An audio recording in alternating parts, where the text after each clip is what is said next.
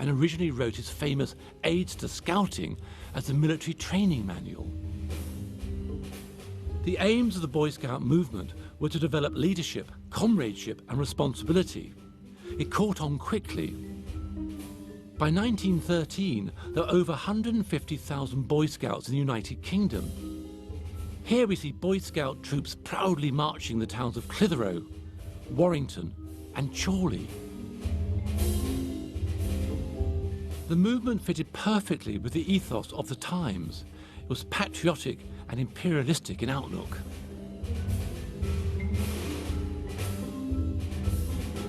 The Boys Brigade had started in Glasgow in 1883 and was well established by the time this film was shot. Described by its founder as a religious movement using military methods, it involved uniforms, military training and religious education.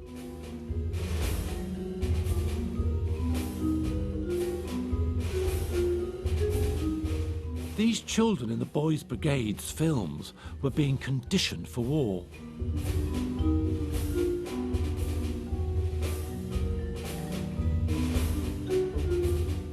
Military values and ideals went hand in hand with the steady stockpiling of weapons across Europe.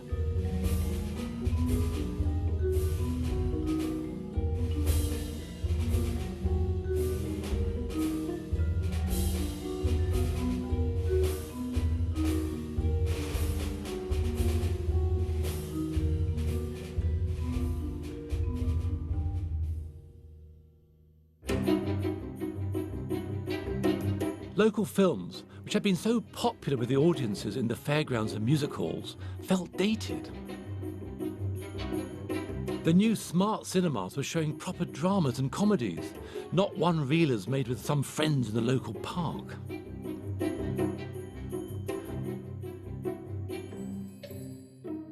Film companies had to cater to the new cinema owners now, and Mitchell and Kenyon couldn't compete with the bigger outfits in the south of England, let alone the American imports from Hollywood.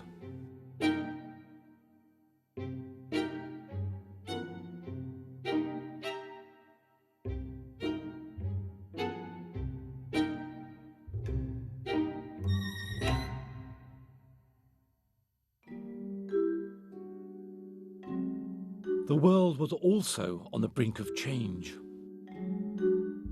In Europe, the focus moved to conflict, and war was declared in the summer of 1914.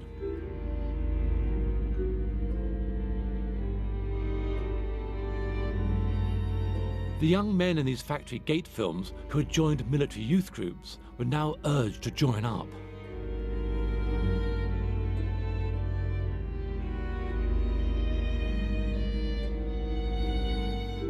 We found a descendant of one of these boys, Rex Lord. Both my father and all his brothers, they all started working in the mills. My father worked in a cotton mill at Dunnockshaw.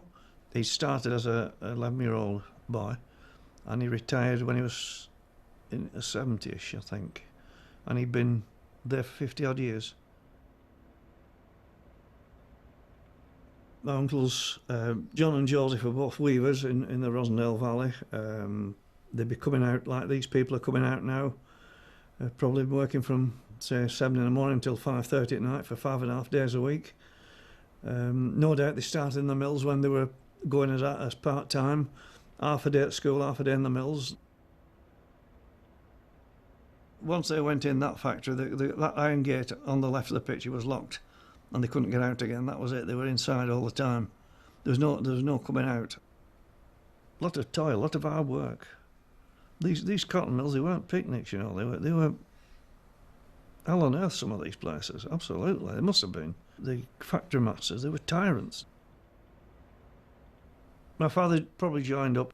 I would have wanted to get away from the turmoil, the poverty, and the drudgery what they were getting in the job. In response to the call for volunteers, men from villages all over Lancashire and Yorkshire formed battalions that became known as the Pals. Pals, friends, grew up together, went to Sunday school together. Very closely knit people. Lots of these lads would be 16, 18, been working in the mills and mines for, no doubt, 7 or 8 years. There'd be cotton spinners, miners, weavers, company sergeant major there with his walking stick, status symbol of the regiment, to be able to walk with a stick. They use them as a marker for counting how many paces, a pace stick actually, that's what they use for. They've got the bayonets fixed, which typifies that they're virtually freemen of the borough. My uncles, John, Joseph, they served in the 11th East Lancs Regiment, thinking that one great adventure.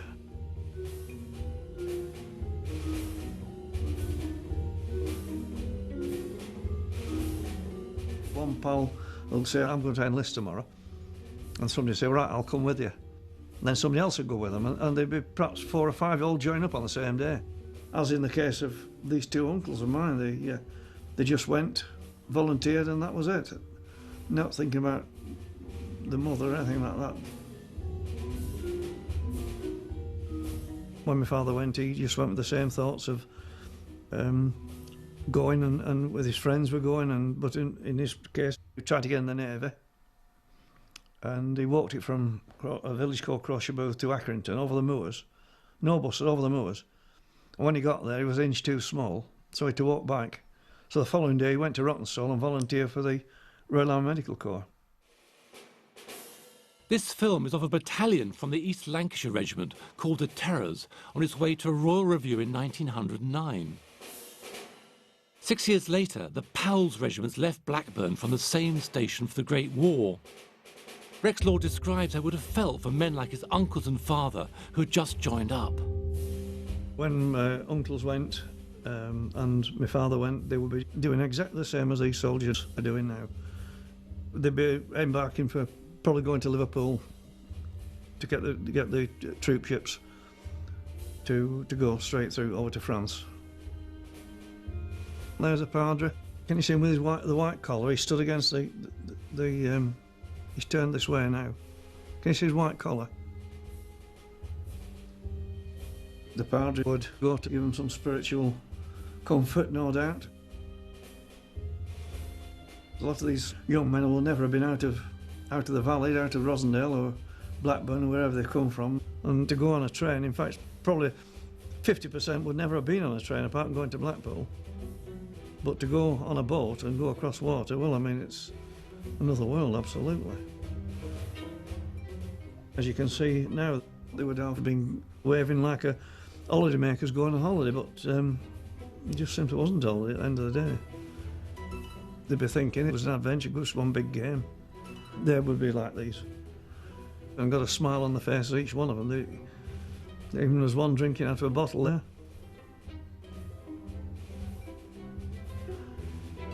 And then probably think, oh, we're back. Uniforms on, a few medals, and all the girls will be looking for us and what have you.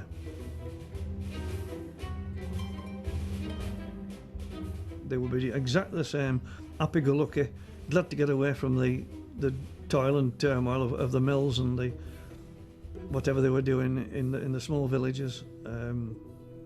No future at all for them. They probably thought, well, we've got a future here. We're going in the army, and we're going and coming back as heroes, basically. Possibly little thinking that they wouldn't be coming home, as in the case of Joseph and John. One died of wounds in hospital, the other one was killed, and he was never seen again. His body was never recovered. And my father came back unscathed.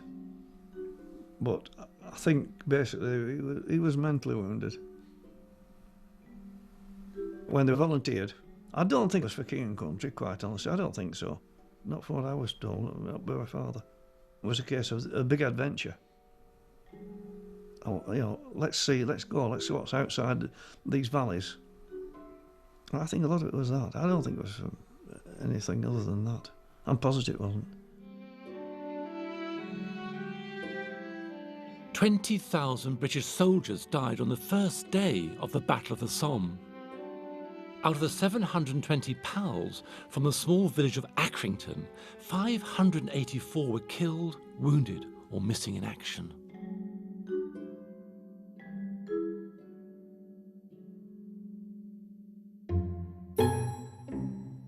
On the eve of the war, local films had gone out of fashion. Mitchell and Kenyon decided to part company.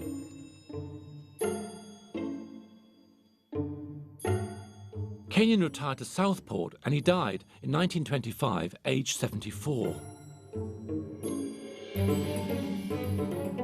Mitchell convinced himself there was no future for him in the new film industry and he went back to his original business.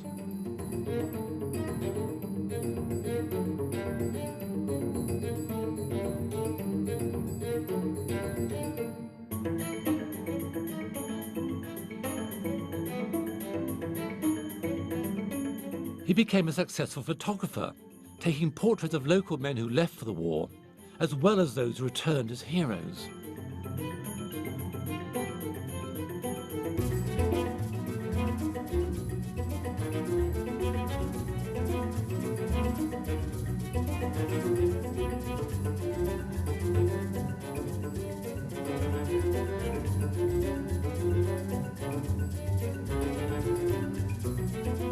Cinemas were being built all over the country, but many people thought it would be a passing phase, like the fashion for roller skating rinks that swept Britain at the same time.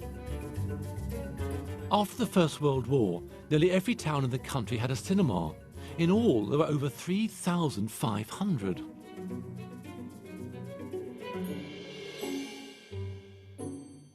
Mitchell never went back to making his films, but luckily for us, he stored them away carefully.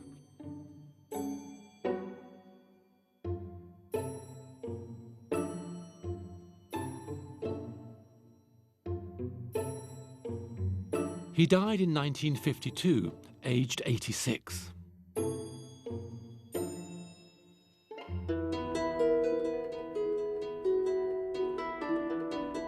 All of the people who have featured in Mitchell and Kenyon's films are long gone. These two Lancashire filmmakers could never have known that their films of local subjects would come to be so treasured and would tell us so much about their world.